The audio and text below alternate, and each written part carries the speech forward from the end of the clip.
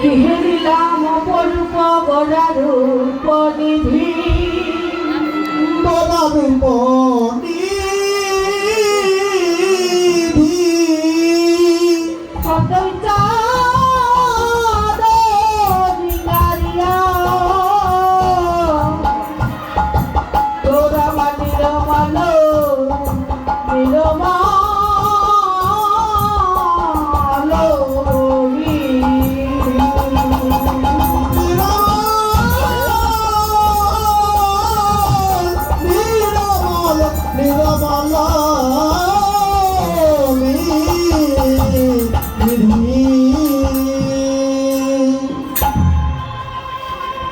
ঈশ্বর পরম কৃষ্ণ সচ্চিদানন্দ বিগ্রহ অনাদি আদি গোবিন্দ আমার, যিনি সত্য কারণের কারণ।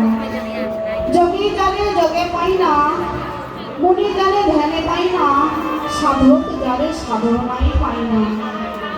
সে হল বিলীন বাঞ্ছিত ধন, আমার কলির আরাধ্য দেবতা, যিনি পতিত পাবন গৌর সুন্দর আমার, তিনি কলি হত জীবের জন্য নিয়ে এলেন নিগম কল্প তরুণ ফল। অনাদি আদি গোবিন্দ আমার আজকে সুরধনী গঙ্গার তীরে। বাবা সাউন্ড সিস্টেম আমরা কিছু বুঝতে পারছি না, গান কোনোটার সঙ্গে কোনোটা মিলছে না, আপনারা কৃপা করে কিছু মনে করবেন না।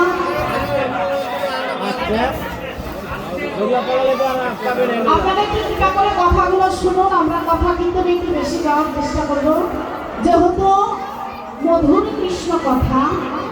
এ কথা বললে জীবের জুড়ায় মনের সকল কথা। যারা অন্তরঙ্গ ভক্ত বাবা, তারা হরি নামের পিপাসা, কৃষ্ণ নামের পিপাসা।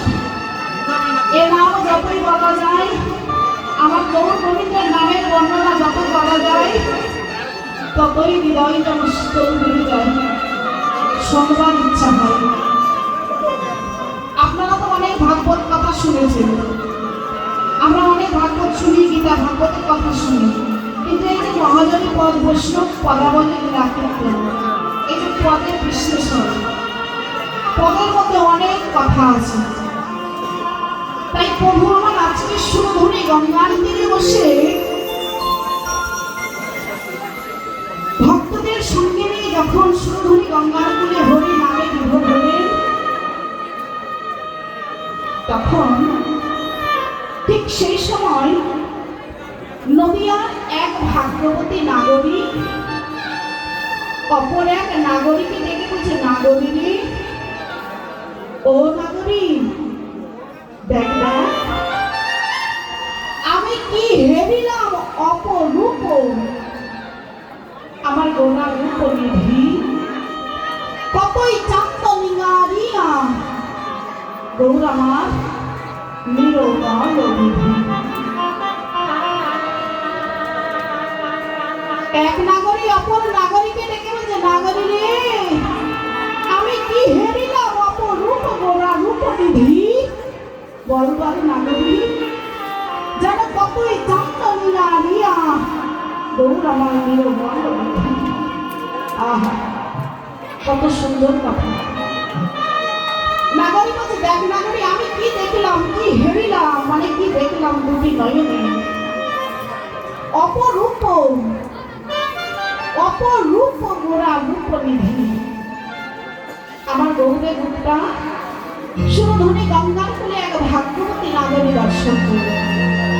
দর্শন করিবা মাত্র অপর এক নাগরিককে ডেকে বলছে, দেখ নাগরিক, আমি আজকে কি দেখলাম বলতো, আমি যা দেখলাম তা যেন অপরূপ, রূপের চাইতেও অতি অপরূপ সুন্দর। বল নাগরিক, আমি কেমন এই দুটি নয়নে ওই রূপের মানুষটিকে দর্শন করি। নাগরিক, আমার যে আর ভালো লাগে না। কি বাবা, কোনো ভালোবাসার মানুষকে কেউ যদি দর্শন করে,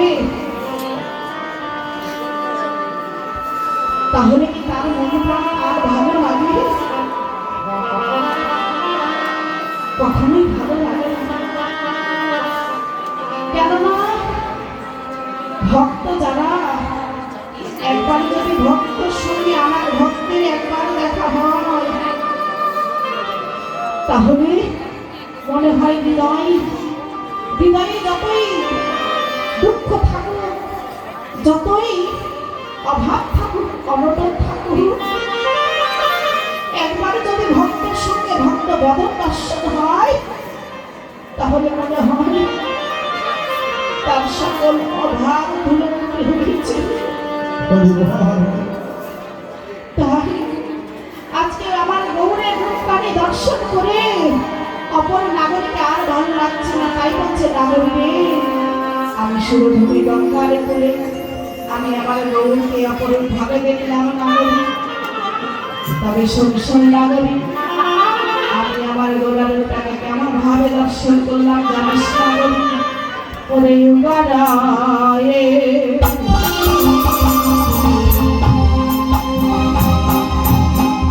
ওরে সুধা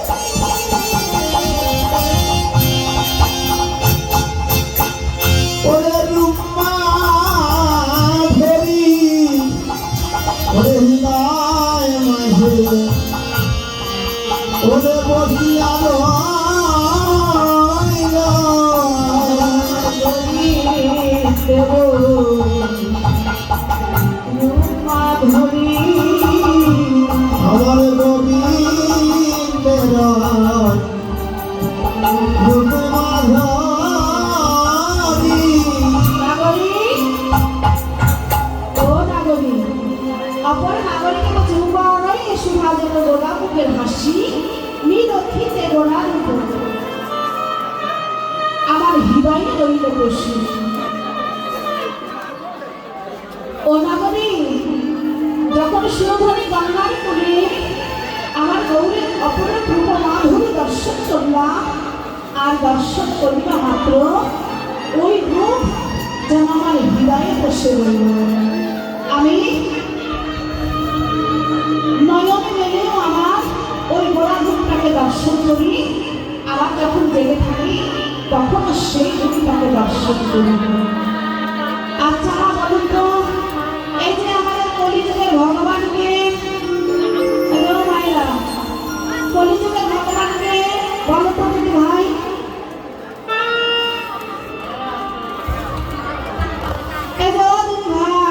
ভাই রে, একেতে শান্তি সমস্যা, আবার আমার দিদিদের কথা অনেকদিন পর দেখা হলো।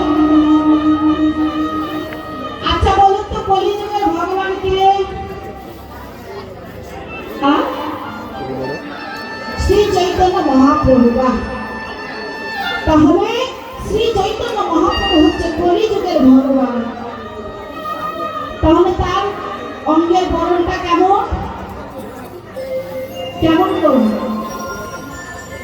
সোনার বর্ণ, তাই না? তো বলুন তো, যার তিনটি যুগে সত্য ত্রেতা দ্বাপর, যার তিনটি যুগে বর্ণ ছিল শ্যামল বর্ণ, অর্থাৎ নীল বর্ণ, পীত বর্ণ। সত্য শ্রীহরি শঙ্খচক্র গদা পদ্ম হাতে, তার বর্ণ ছিল শ্যামল বর্ণ। ত্রেতা যুগে রাম অবতারে তার গায়ের বর্ণ ছিল শ্যামল বর্ণ। দ্বাপরে ভগবান শ্রীকৃষ্ণ, তার বর্ণ ছিল শ্যামল বর্ণ। কিন্তু কলিতে আমার গৌর সুন্দর কি করলো? আর শ্যামল বর্ণ নয় গো।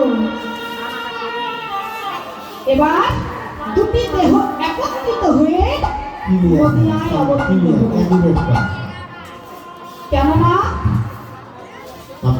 শ্রী চৈতন্য চরিতামৃতে বললেন, রাধা কৃষ্ণ একই আত্মা।